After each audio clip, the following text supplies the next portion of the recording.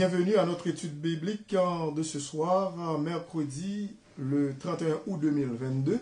Ici votre serviteur, pasteur Jean Level-Tagène, qui vous invite à assister avec nous à cette étude biblique.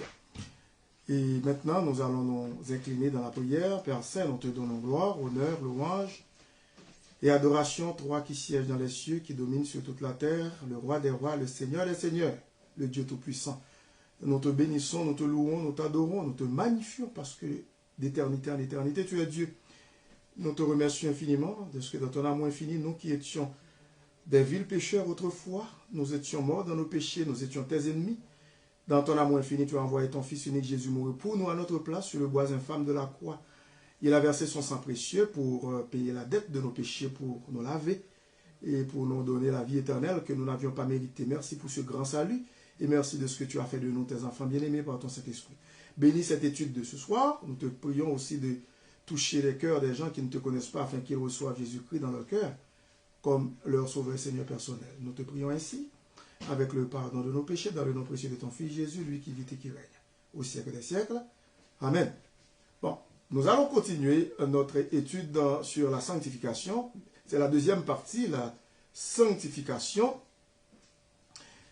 Et après avoir brièvement étudié dans le chapitre précédent les moyens de sanctification, nous voudrions considérer l'aspect plus profond de cette vérité tel qu'il ressort du Nouveau Testament. Bien que les mots sanctifié et saint aient le même sens dans les deux testaments, ils représentent dans le Nouveau une réalité infiniment plus profonde. L'Ancien Testament était l'ombre des choses à venir. Ce chapitre s'occupera surtout des trois aspects de la révélation néo-testamentaire relative à la sanctification. Et premier point, la sanctification en tant que position. En tant que position. Cette sanctification, bien entendu, est conférée par Dieu, agissant en vertu du sacrifice de notre Seigneur Jésus-Christ. Nous qui sommes sauvés avons été rachetés et purifiés dans son sang précieux et rendus justes par le fait qu'il habite en nous. Nous sommes les fils de Dieu et cela est évident d'après la parole de Dieu. Tout cela représente une séparation nette, profonde et éternelle par la grâce de Christ qui nous a sauvés. Cette séparation repose sur la position en Christ occupée par chaque croyant. Ainsi, tout croyant est désormais sanctifié quant à sa position et par conséquent saint devant Dieu. C'est une réalité indéniable selon la parole de Dieu. Et je viens de vous le dire que tout croyant, tout chrétien est désormais sanctifié quant à sa position. Donc, il est devenu saint devant Dieu. Il est saint devant Dieu parce qu'il a été sanctifié par l'offrande du corps de Jésus-Christ une fois pour toutes. Et écoutez bien, cette position n'est pas liée à sa vie journalière, sinon qu'elle doit l'inciter, qui veut dire inciter l'enfant de Dieu, à une vie sainte. La position en Christ du croyant représente, selon les Écritures, le plus grand stimulant à la sainteté de vie. C'est là l'ordre observé par les épîtres doctrinales. Tout d'abord, elle expose l'éveil de la grâce qui sauve, puis se termine par un appel à une vie correspondant à cette nouvelle position accordée par Dieu. Lorsque nous regardons dans Romains 12, verset 1er, il est dit « Je vous exhorte donc, frères, alors frères et sœurs, par les compassions de Dieu, à offrir vos corps comme un sacrifice vivant, saint, agréable à Dieu, ce qui sera de votre part un culte raisonnable. » Donc, Dieu nous demande de nous consacrer corps et âme, esprit, notre être tout entier et au Seigneur.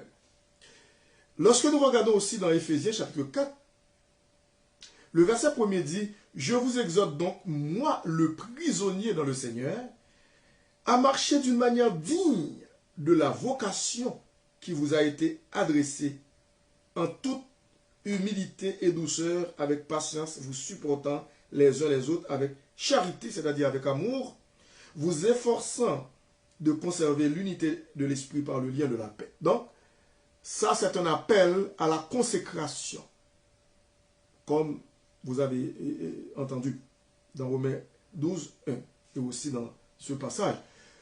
Colossiens chapitre 3, verset 1. Colossiens chapitre 3, verset 1 dit, « Si donc vous êtes ressuscité avec Christ, cherchez les choses d'en haut. » Autrement dit, moi inclus. Si donc nous sommes ressuscités avec Christ, cherchons les choses d'en haut, où Christ est assis à la droite de Dieu.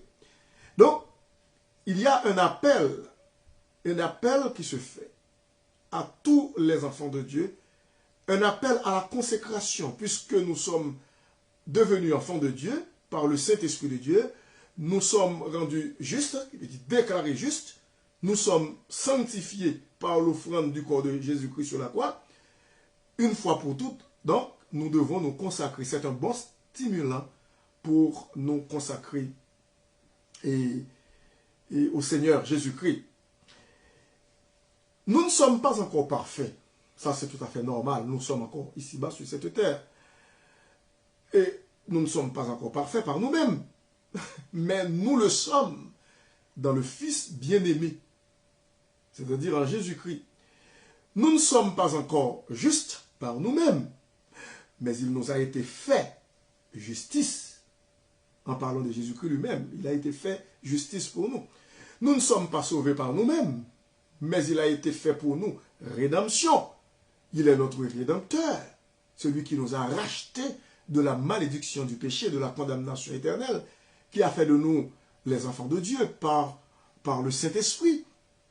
Nous n'occupons pas encore une position de sanctification par notre marche journalière. Pas du tout. Mais il a été fait pour nous. Sanctification. Jésus-Christ lui-même a été fait pour nous. Sanctification. Et cette position de sanctification est aussi parfaite que lui-même, Jésus-Christ, est parfait. En lui, c'est-à-dire en Jésus-Christ, nous sommes aussi séparés, mis à part, par lui-même.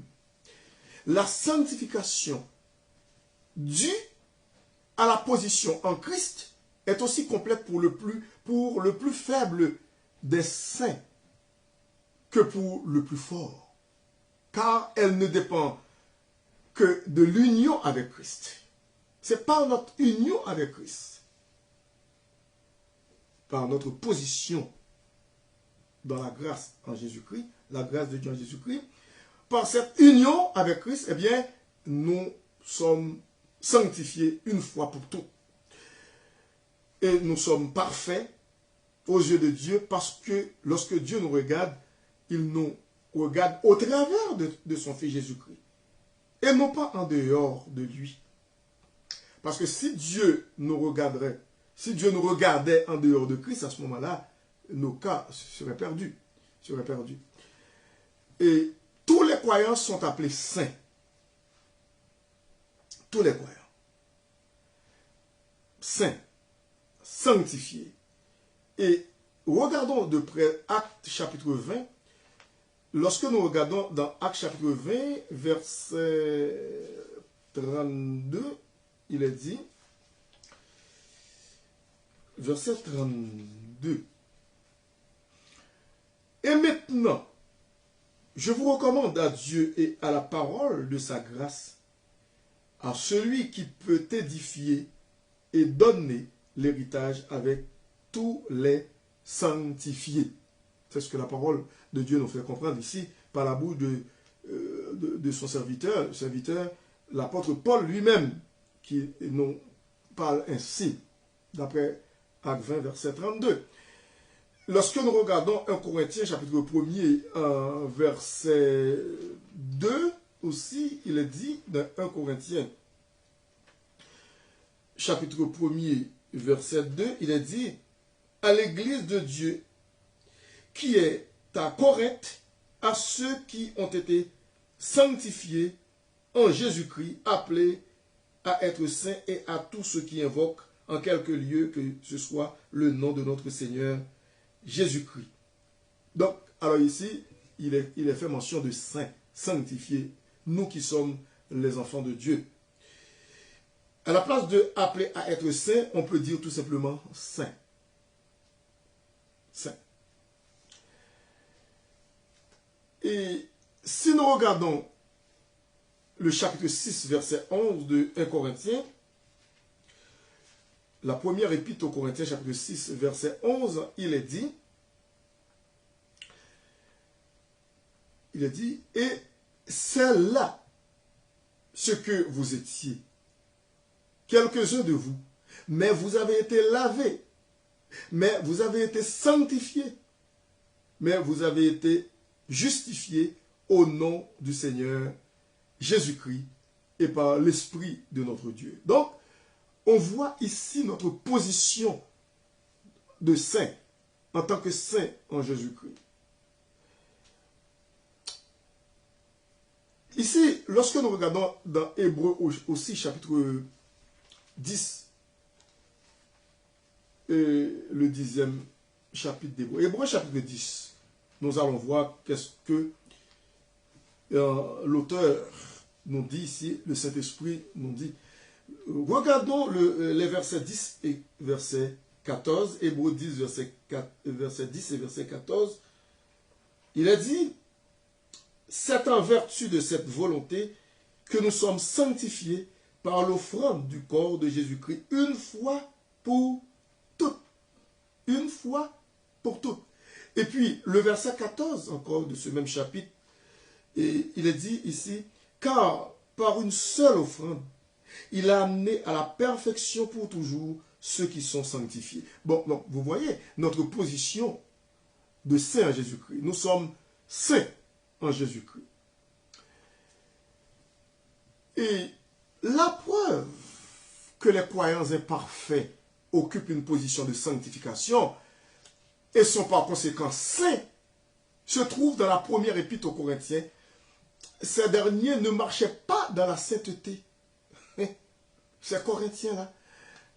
Les chrétiens de Corinthe n'étaient pas si spirituels et comme on pouvait le comprendre. Dans 1 Corinthiens chapitre 5, regardons 1 Corinthiens chapitre 5,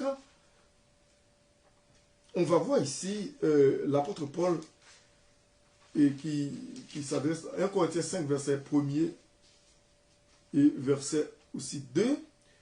Il est dit, on entend dire généralement qu'il y a parmi vous de l'impudicité et une impudicité telle qu'elle ne se rencontre pas même chez les païens. Pas même chez les païens. Qu'est-ce qu'il veut dire par là? C'est au point que l'un de vous a la femme de son père. Et vous êtes enflé, alors sa belle-mère bien entendu, et vous êtes enflé d'orgueil, et vous n'avez pas été plutôt dans l'affliction, afin que celui qui a commis cet acte fût ôté du milieu de vous. Fût ôté du milieu de vous. Donc, une sanction que la parole de Dieu nous commande, nous recommande nous commande de faire. Quand il y a le péché flagrant, eh bien, qui se trouve dans l'église, à ce moment-là, il faut juger ce cas-là. Et parmi les chrétiens, bien entendu, les chrétiens de Corinthe qui ne disaient rien à ce moment-là. Alors c'était lâcheté, c'était la lâcheté, l'orgueil aussi. Et regardons aussi chapitre 6, verset 1er à 3, 1 Corinthiens chapitre 6, verset 1er à 3, il est dit, quelqu'un de vous, lorsqu'il a un différend, une dispute ou quelque chose, avec un autre, alors un autre chrétien bien entendu, ose-t-il plaider devant les injustes et non devant les saints? Il dit, ne savez-vous pas que les saints jugeront le monde? Nous, les enfants de Dieu, nous jugerons le monde. Et si c'est par vous que le monde est jugé, êtes-vous indigne de rendre les moindres jugements? Ne savez-vous pas que nous jugerons les anges, c'est-à-dire les anges déchus? Et nous ne jugerions pas, à plus forte raison, les choses de cette vie. Quand donc vous avez des différends pour les choses de cette vie, ce sont des gens dont l'Église ne fait aucun cas que vous prenez pour juge. Je le dis à votre honte. Ainsi, il n'y a parmi vous pas un seul homme sage qui puisse prononcer entre ses frères. Entre ses frères. Alors, ses frères et sœurs. Mais un frère plaide contre un frère, et cela devant des infidèles, devant la cour, devant les tribunaux, devant les juges de ce monde.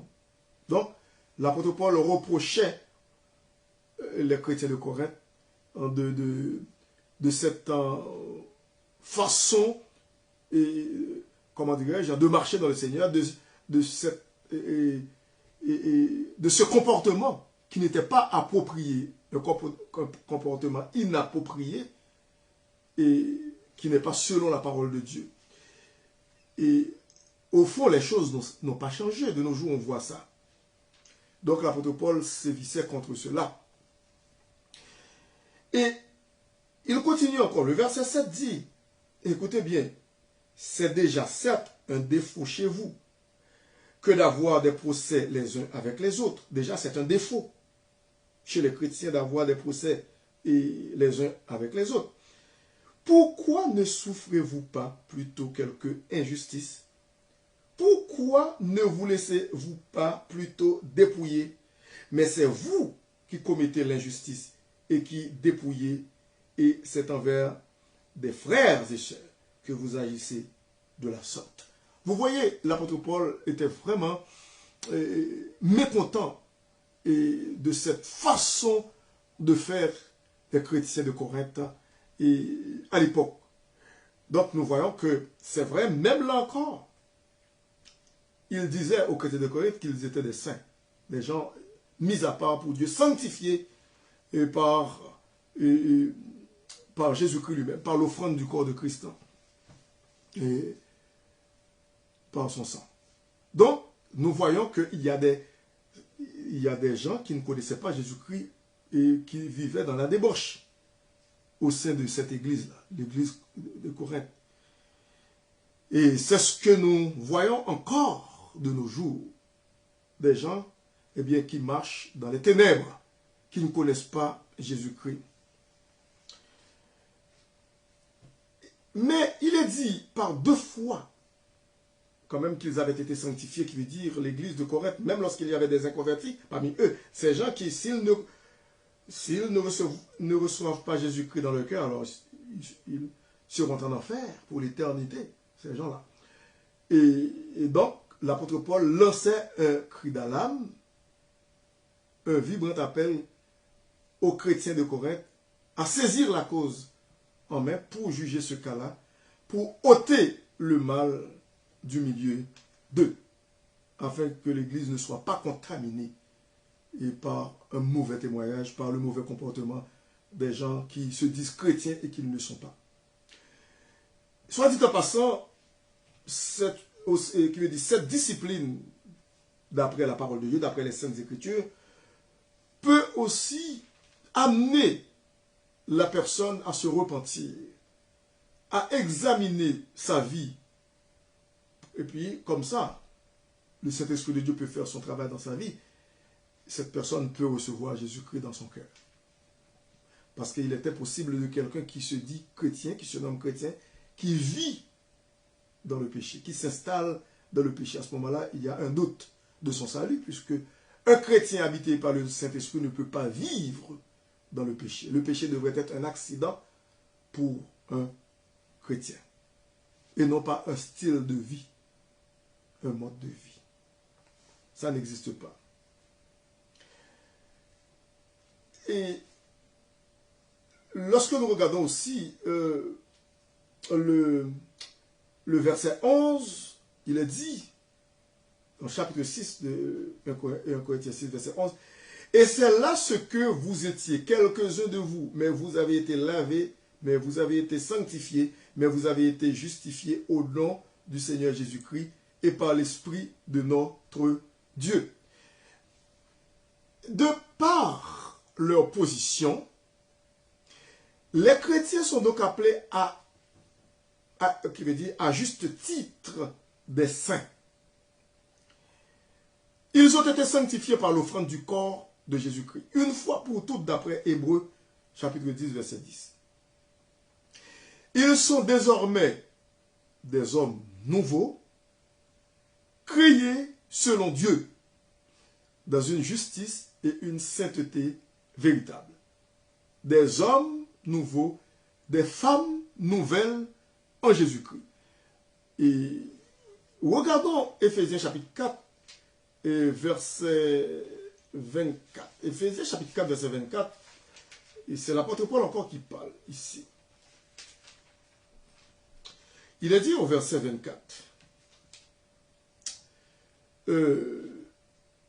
Bon, maintenant nous pouvons aller plus loin pour comprendre mieux ce que l'apôtre Paul pouvait dire. Ici, à partir du verset 20, il dit « Mais vous, ce n'est pas ainsi que vous avez appris Christ, si du moins vous l'avez entendu, et si conformément à la vérité qui est en Jésus-Christ.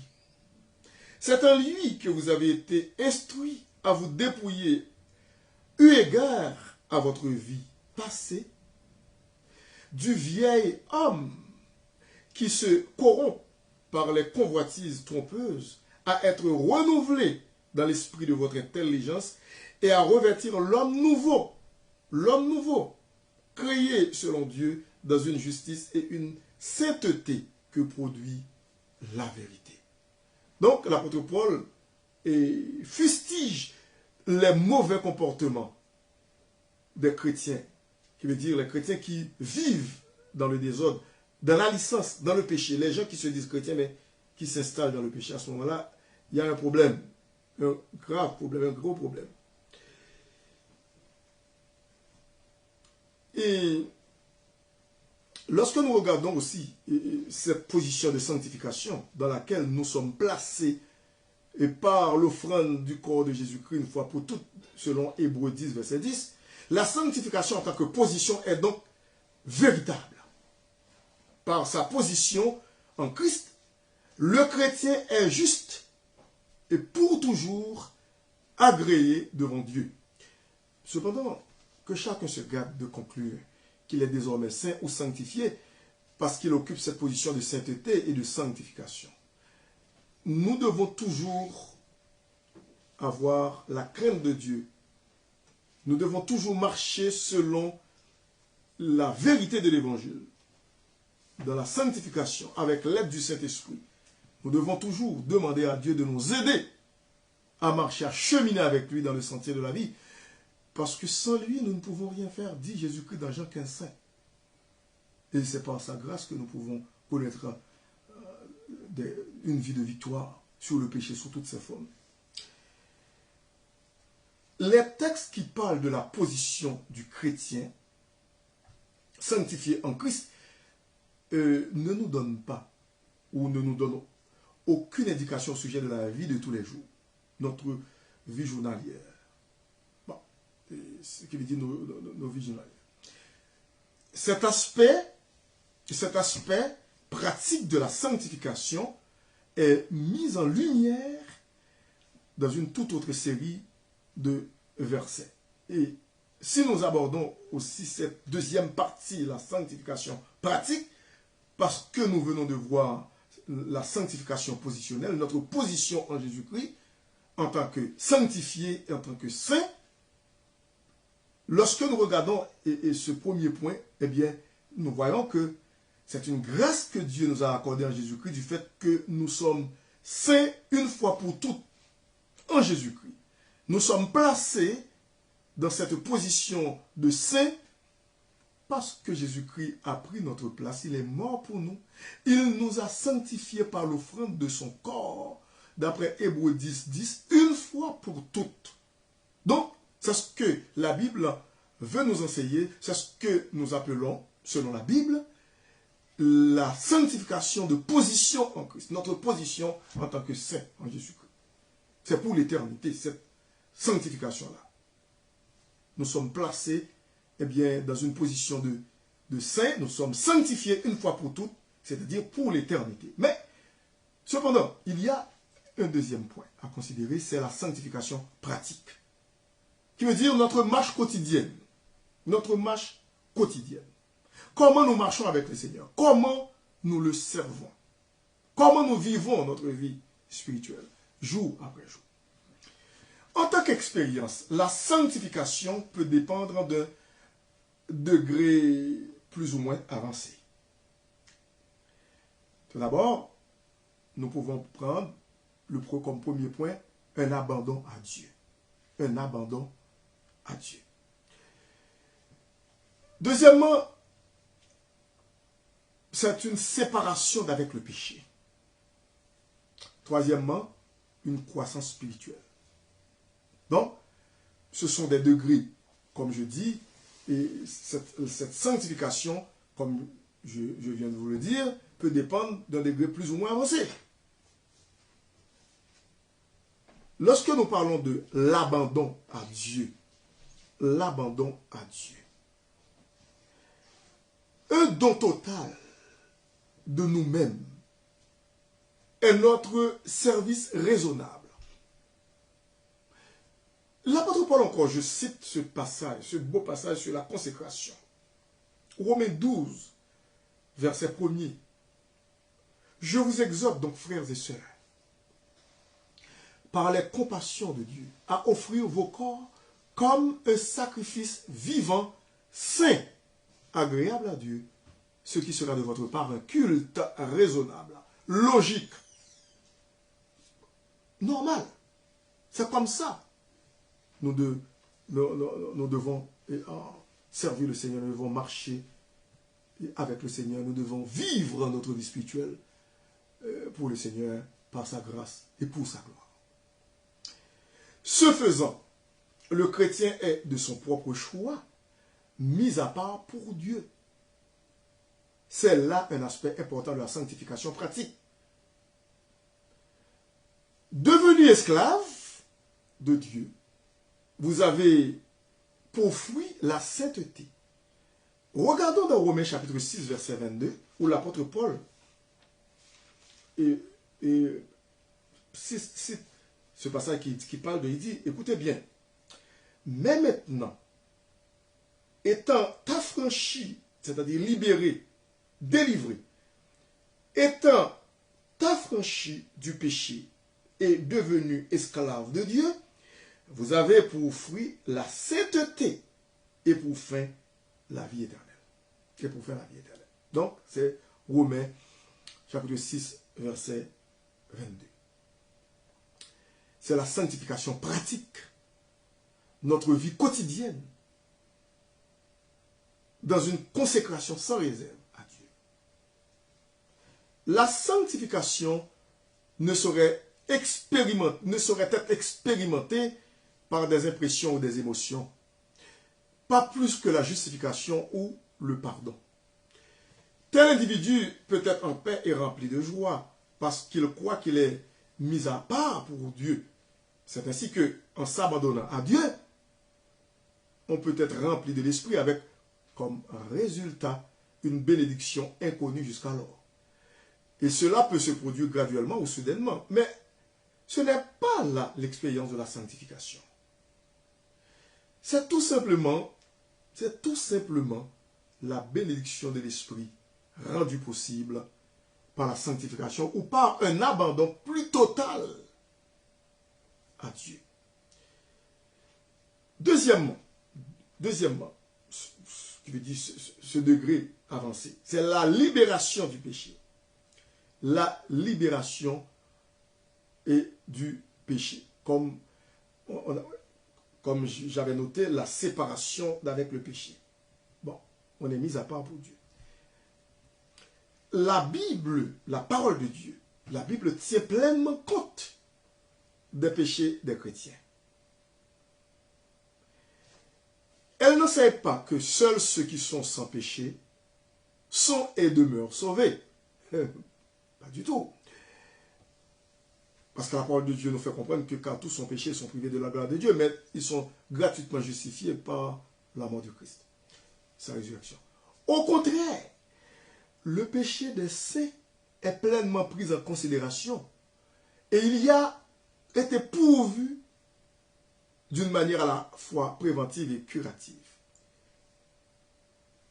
Regardons de près. Tout d'abord, petit a, Dieu prévient de 3 manières le péché des chrétiens. Par les instructions claires de la parole. Lorsque nous regardons dans le psaume 119, verset 11, il dit, je serre ta parole dans mon cœur, afin de ne pas pécher contre toi. C'est ce que le psalmiste dit, sous l'inspiration du Saint-Esprit. Je serre ta parole dans mon cœur, afin de ne pas pécher contre toi. Et aussi, la deuxième manière, c'est par le ministère actuel d'intercession. C'est une autre manière encore. Par le ministère actuel d'intercession de Jésus-Christ dans le ciel. Lorsque nous regardons dans Romains chapitre 8, verset 34, écoutez bien ce que l'apôtre Paul dit au verset 34, et Romains chapitre 8.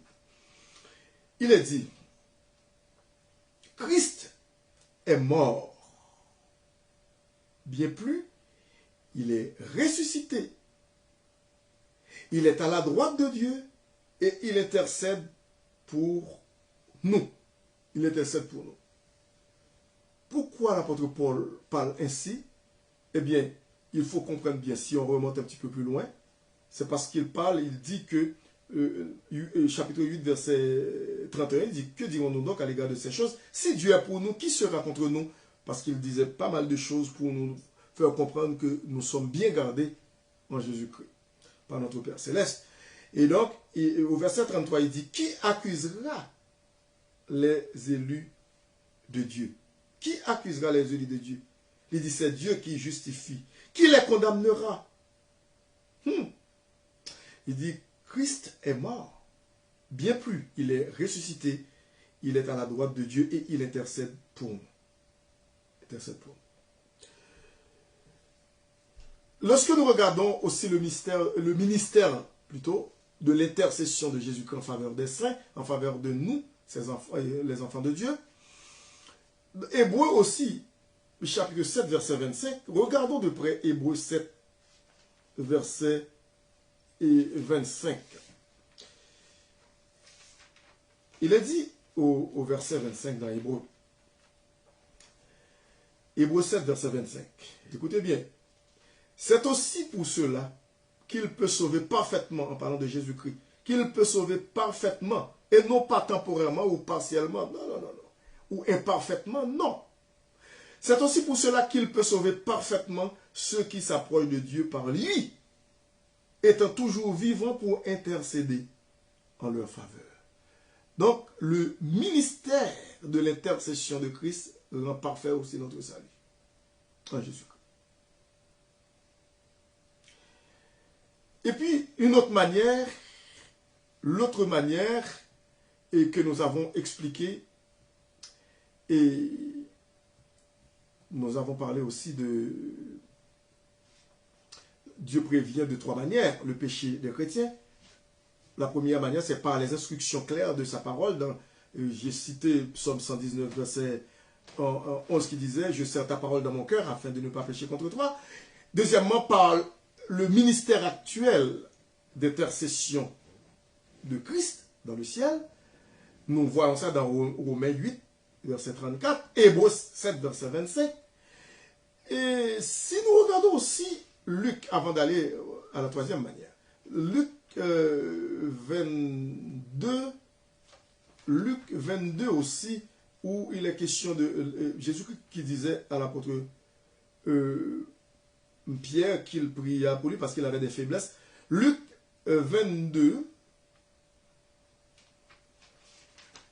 maintenant Luc 22, verset 32. Écoutez bien ce que Jésus-Christ avait dit. Verset 32. Et à partir de verset 31, le Seigneur dit, Simon, Simon, en parlant de Pierre, Satan vous a réclamé pour vous cribler comme le froment. Mais j'ai prié pour toi. Ça, c'est le ministère d'intercession de Christ. Il intercédait. Mais j'ai prié pour toi, afin que ta foi ne défaille point. Afin que ta foi ne défaille point. Et puis il dit, et toi, quand tu seras revenu, affermis tes frères. Donc, ça c'est encore cette manière d'intercession pour son Église. Dans Jean chapitre 17 aussi, le verset 1er, bon, tout le chapitre 17, on voit la prière sacerdotale de Christ, la prière d'intercession de Christ. Il intercédait pour ses disciples, il intercédait pour son Église. Et aussi, il priait pour les gens qui devaient venir à la conversion. Donc, c'était son ministère. Et vous pouvez lire ça chez vous. Jean chapitre 17, vous allez trouver ça, cette intercession, ce ministère d'intercession. Et aussi, l'autre manière, ça c'est la troisième, c'est par la puissance de l'Esprit qui habite en nous. Lorsque nous regardons dans Galates chapitre 5, verset 16, il dit, je dis donc, marchez selon l'Esprit et vous n'accomplirez pas les désirs de la chair. Dans Galates chapitre 5, verset 16, il est dit, je dis donc, marchez selon l'Esprit et vous n'accomplirez pas les désirs de la chair. Dans Romains chapitre 8, verset 4, il est dit aussi, Romains chapitre 8, verset 4, parce que c'est le ministère d'intercession par la puissance de l'Esprit. Romains chapitre 8 et verset 4, écoutez ce que l'apôtre Paul dit.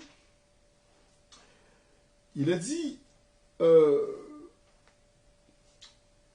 au verset 4, et cela afin que la justice de la loi fût accomplie. Bon, on regarde le verset précédent pour...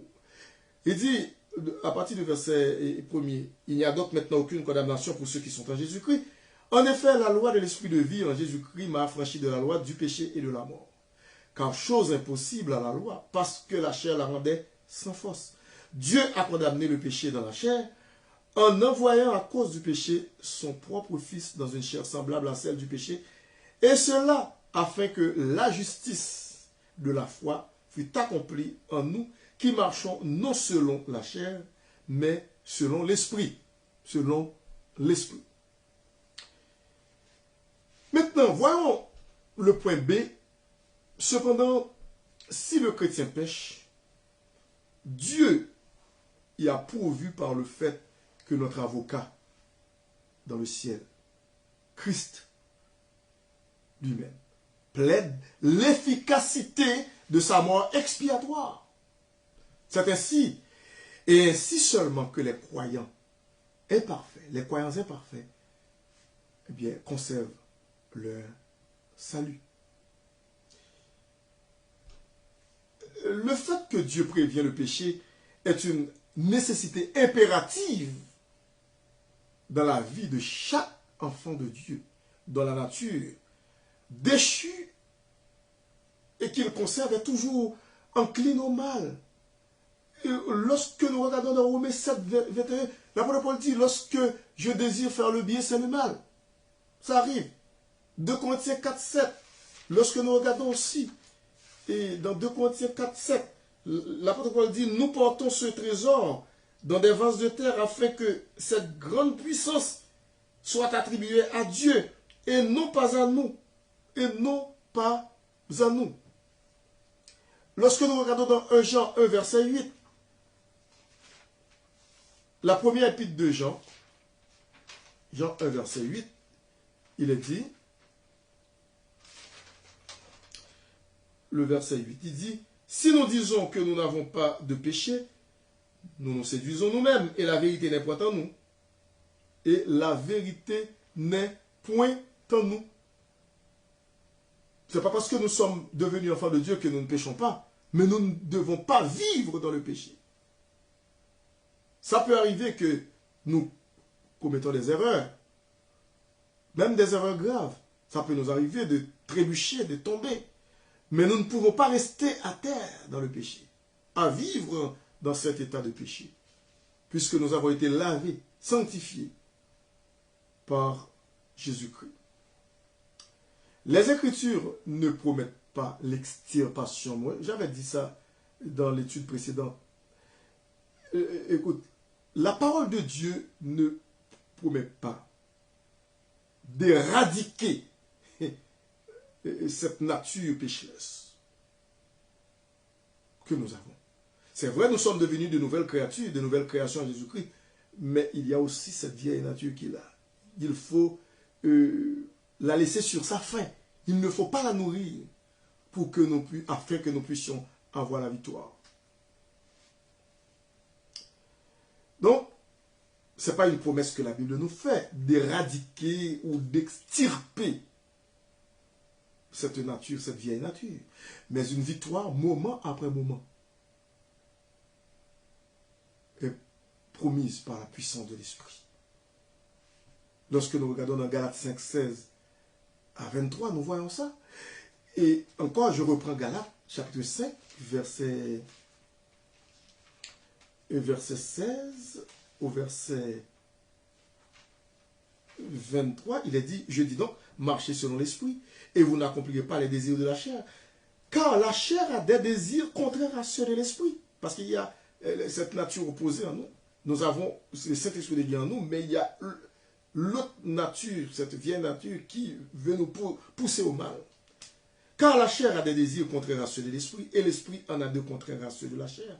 Ils sont opposés entre eux, afin que vous ne fassiez point ce que vous voudriez, c'est-à-dire ce qui est bien, ce que vous voudriez qui est bien. Si vous êtes conduit par l'esprit, vous n'êtes point sous la loi de l'Ancien Testament.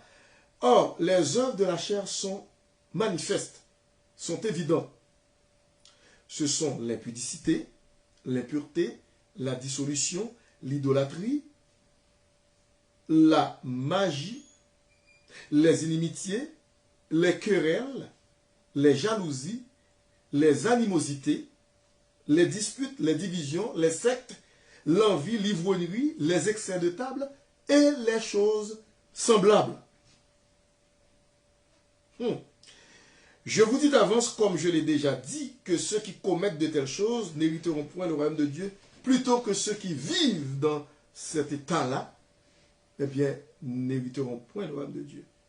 On peut dire aussi, l'apôtre Paul pouvait dire que ceux qui vivent actuellement, c'est-à-dire les inconvertis, les incroyants, qui vivent dans cet état-là, n'hériteront point le royaume de Dieu. Alors, si quelqu'un se nommant frère, si quelqu'un se dit chrétien, qui vit dans cet état-là, comme un non-chrétien à ce moment-là, c'est grave. C'est comme s'il n'a pas reçu le salut que Dieu a apporté en Jésus-Christ.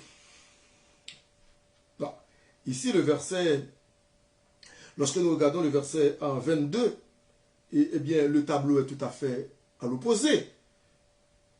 Il a dit, mais le fruit de l'esprit, c'est l'amour, la joie, la paix, la patience, la bonté, la bénignité, la fidélité, la douceur, la tempérance. La loi n'est pas contre ces choses. La loi n'est pas contre ces choses. Bon, ce sont les vertus que Dieu nous donne dans sa parole pour mettre en pratique par sa grâce. Pour les mettre en pratique.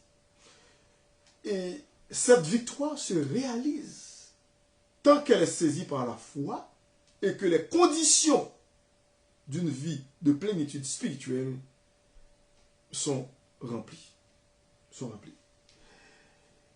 Et il n'est jamais dit que la nature pécheresse, comme je vous dis, elle-même soit morte.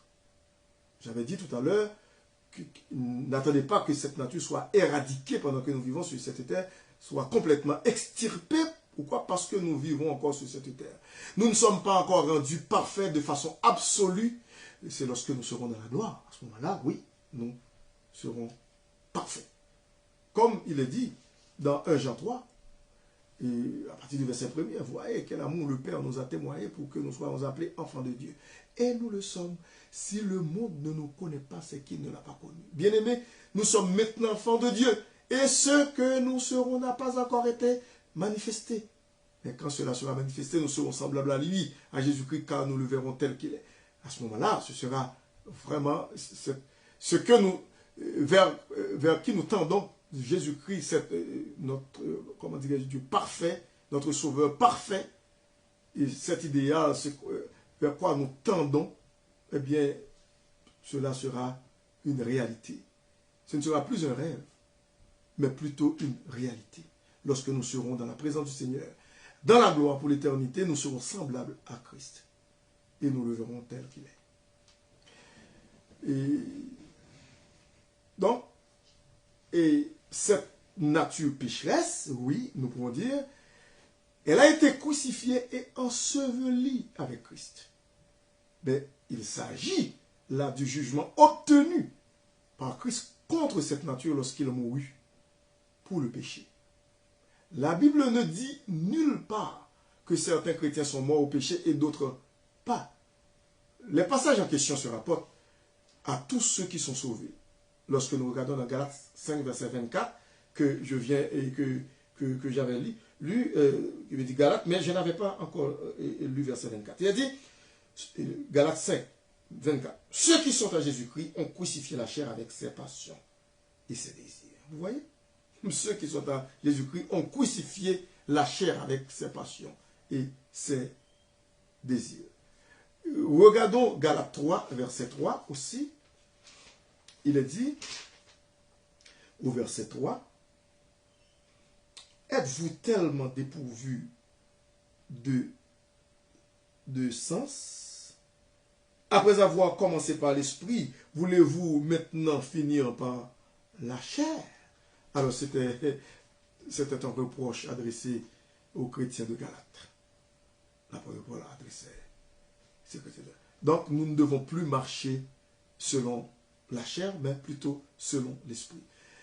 Et regardons Colossiens 3.3 aussi, et parce que nous serons semblables à Christ, et il est notre aimant, c'est-à-dire lui, il va nous attirer à lui lorsque la trompette sera, et qui veut dire la trompette sonnera ou aura sonné.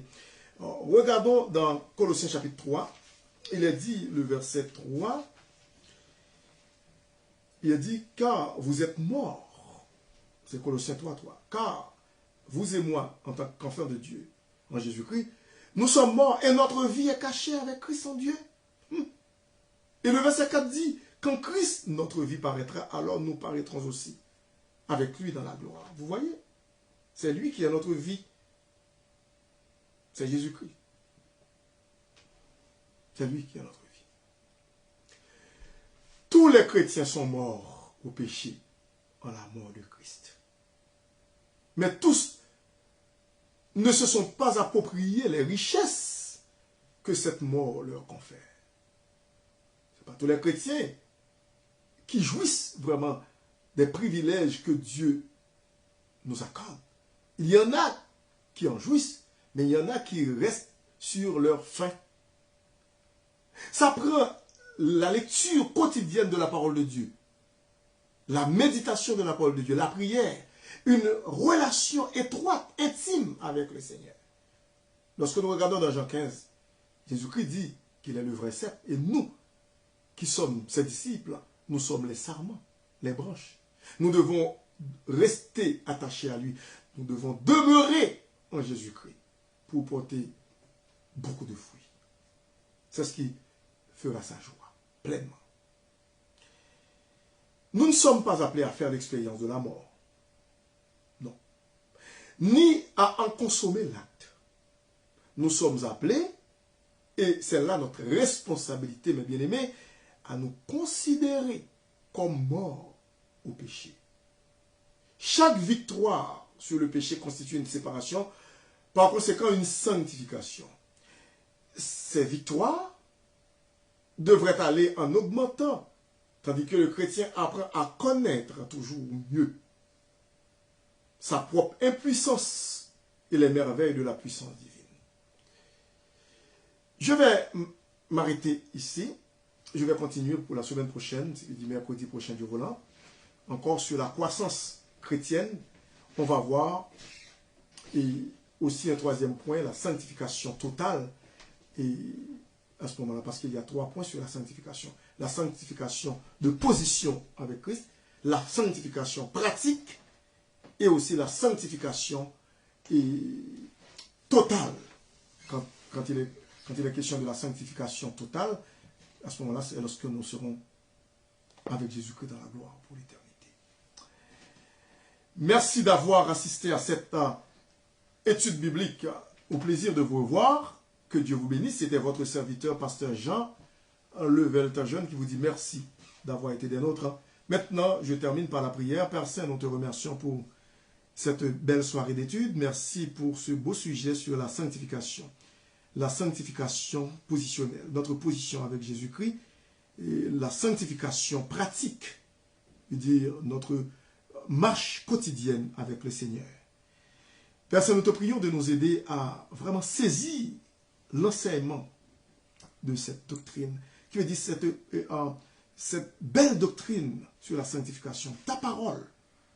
Nous te demandons, Père Saint, de nous aider à la comprendre et aussi à la mettre en pratique pour vivre une vie de victoire jour après jour sur le péché, sous toutes ses formes pour ta gloire. Et nous te prions aussi de toucher les gens, les cœurs des gens qui ne te connaissent pas, et qui vivent encore dans leur péché, sans Christ, sans Dieu et sans espérance dans ce monde. Nous te demandons, Père Saint, de faire en sorte qu'ils puissent connaître Jésus-Christ afin qu'ils viennent à la croix, qu'ils le reçoivent comme leur sauveur Seigneur personnel pour être sauvés pour l'éternité par ton Saint-Esprit. Nous te prions ici avec le pardon de nos péchés dans le nom précieux de ton Fils Jésus-Christ. À lui seul soit la gloire, dès avant tous les siècles, maintenant et au siècle des siècles. Amen. Merci, et c'était votre serviteur Jean Level-Tajeune qui vous dit au revoir et à la prochaine.